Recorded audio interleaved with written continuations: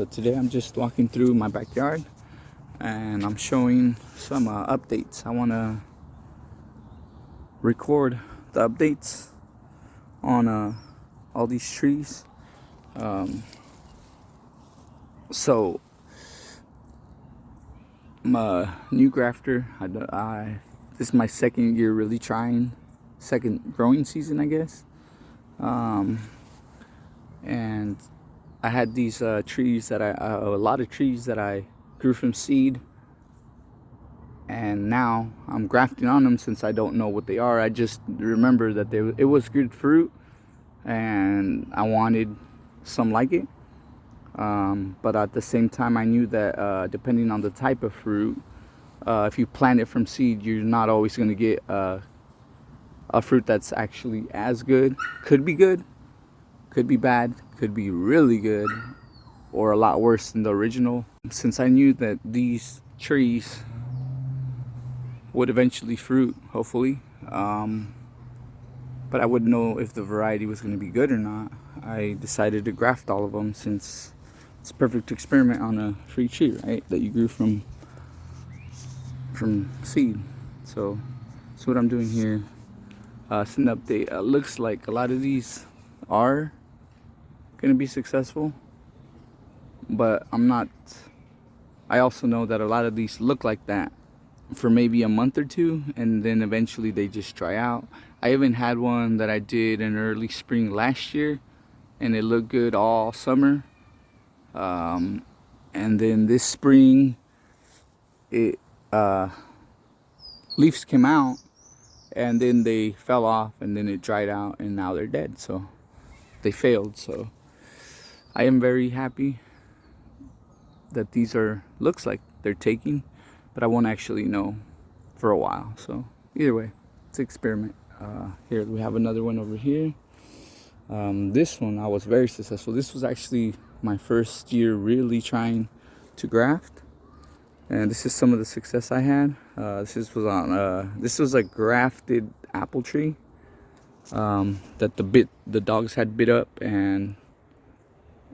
or the dog, because at the time I only had one, and they really damaged it really bad. It went from a 3-in-1 to just a 1-in-1, because they had stripped so many branches off of it. But it survived, and so I grafted onto it in a hurry. And I say that because I didn't really tag a lot of the grafts, or I don't think I tagged any of them. But look, that's successful right there. And yeah, but they were successful. And then this this spring I grafted more onto it. Looks like I'm gonna have some success, but I might have been too late on my timing. That's also very important when you're grafting. I'm a beginner, but there you go. So this had some suckers. This year I want to try to do the technique that's called air layering. I want to air layer this branch or this sucker, and if this is successful, then I have another grafted apple out of it, with a known variety on it. And I'm also gonna do that with these branches down here, because this is a sucker. I want to air layer it, and if it's successful, then I already starting off with the grafted tree. And if it's not successful, well, then it's a sucker that had to get cut off anyway. So win-win. And I think there's one that looks really good from this spring, and then here's one that looks really bad, but it kind of looks like it's alive in there. We'll see. But I know this is a verified apple tree, and that is a verified little pear branch, and I don't know if they're compatible. On my other trees it looks like they're successful, but like I said, they probably will dry off later if they're not. And then here's another one.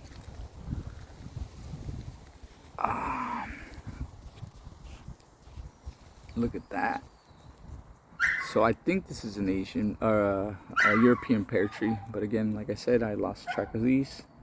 I just labeled it pear tree number 8. That looks like it's successful. Looks very good. And then this one, probably not. Looks pretty black in there, but it might be just the leaves that had sprouted. It might be them just kind of rotting away. That one was a small skinny branch, because that was a small skinny branch. But it looks like it's taking, so we'll see. Alright, that's my update. I'm going to do another one. I'm going to do them often. Every 2 weeks is my goal, because I really want to document how